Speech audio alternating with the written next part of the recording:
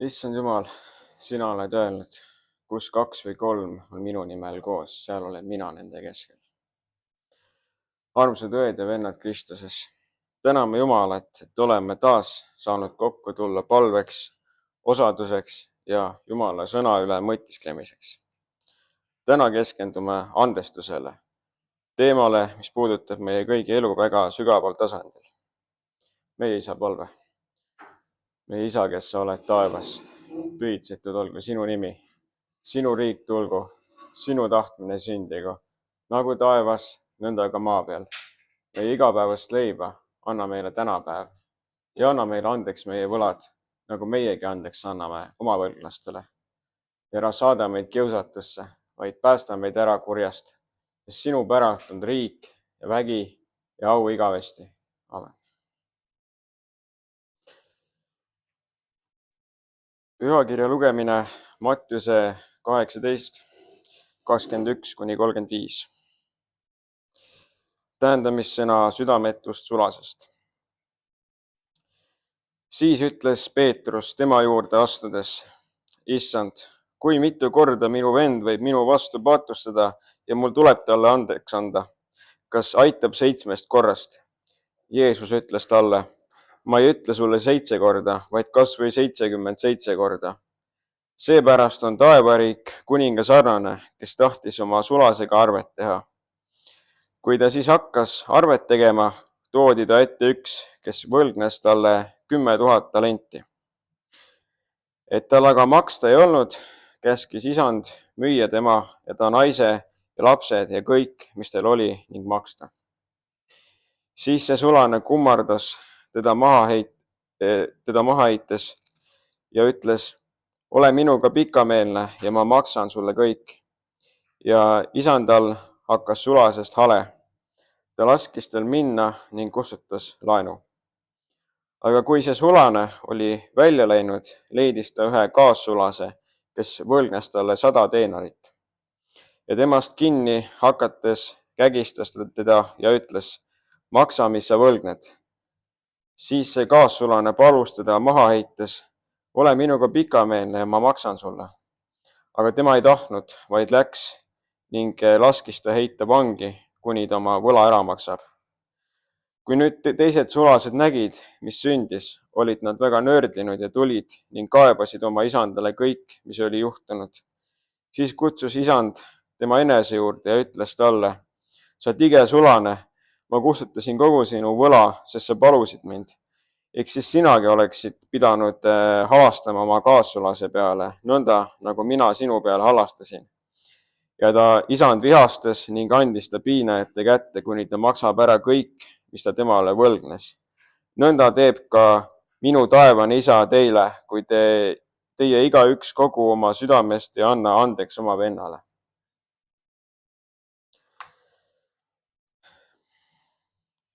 Peetrus tuli Jeesuse juurde ja küsis, Issand, kui mitu korda minu vend võib minu vastu patustada ja mul tuleb talle andeks anda, kas aitab 7 korrast?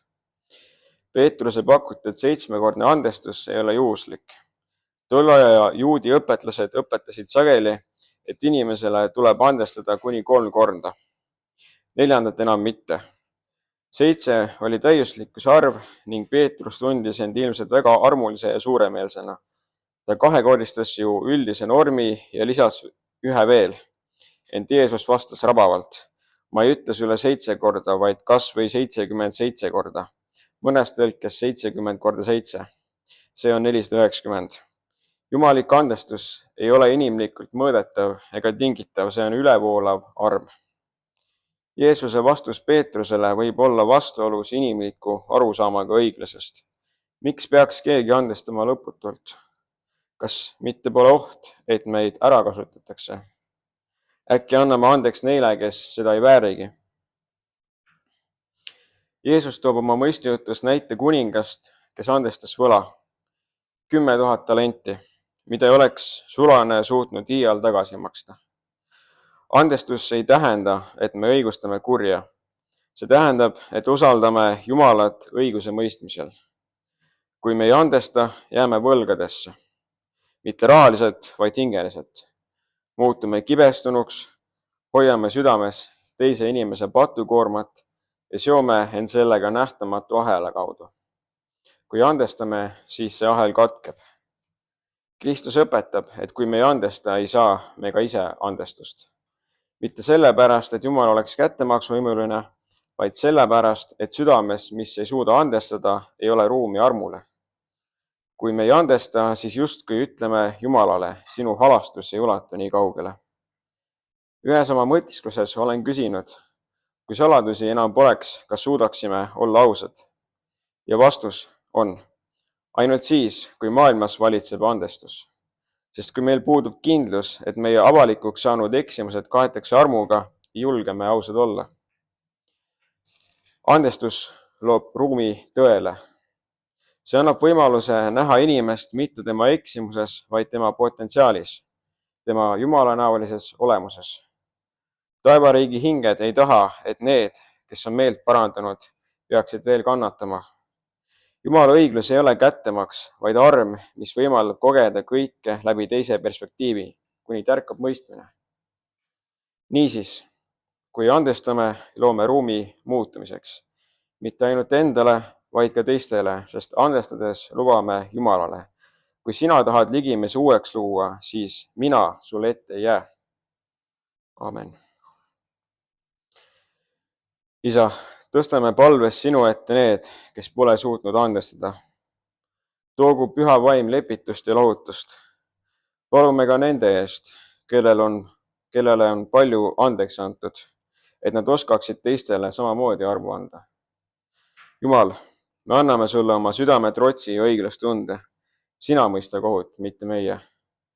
Puhasta meie süda kibedusest ja luba meil kergusega öelda.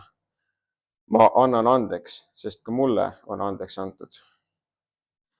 Anna meile julgus tunnistada oma eksimusi ja kahetseda neid. Anna meile ka julgus olla see, kes esimesena andestab. Et meie sõnad ja teod ei sünniks hirmust, vaid armastusest. Jumal, aita meil rajada kogukond, kus inimesed võivad olla päriselt nemad ise ka oma ebatäiuslikkuses.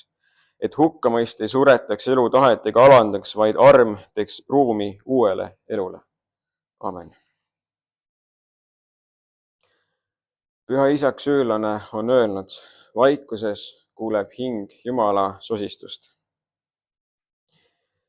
Nüüd võtame vaikuse minutid. Ja kui soovite millelegi mõelda, siis ka mõned mõtlusküsimused. Kas olen valmis vaatama oma elu haavadele nagu Joosep, kes ütles, te mõtlesite küll mu vastu kurja, aga Jumal pööras selle heaks, et teha, mis tänapäeval ongi tehtud, hoida palju rahvast elus. Kas ma suudan andestada neile, kes on mind reetnud, usaldades, et Jumal võib pöörata ka kurja heaks? Kuidas mõjub sulle teadmine, et Jeesus palus ristil? Isa, anna neile andeks, sest nad ei tea, mida nad teevad.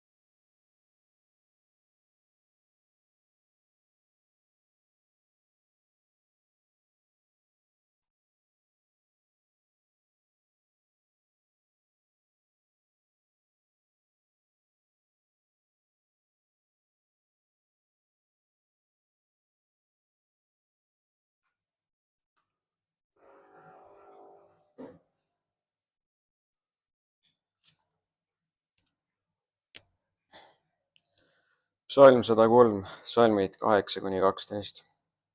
Halastaja ja armuline on Issand, pikameelne ja rikas eeldusest. Tema ei riidne lõpmata ega pea igavesti viha. Tema ei tee meile meie pattu mööda ega tasu meile kätte meie pahategusid mööda, sest otse kui taevas on maast kõrgel, nõnda on tema heldus võimas nende vastu, kes teda kardavad. Nii kaugel, kui ida on läänest, nii kaugele viib ta meist meie üleastumised. Issand, õnnistagu sind ja hoidku sind. Issand, lasku oma pale paista sinu peale ja olgu sulle armuline. Issand, tõstku oma pale sinu üle ja andku sulle rahu. Isa, Poja ja Püha Vaimu nimel, aamen. Õnnistatud hingamispäeva!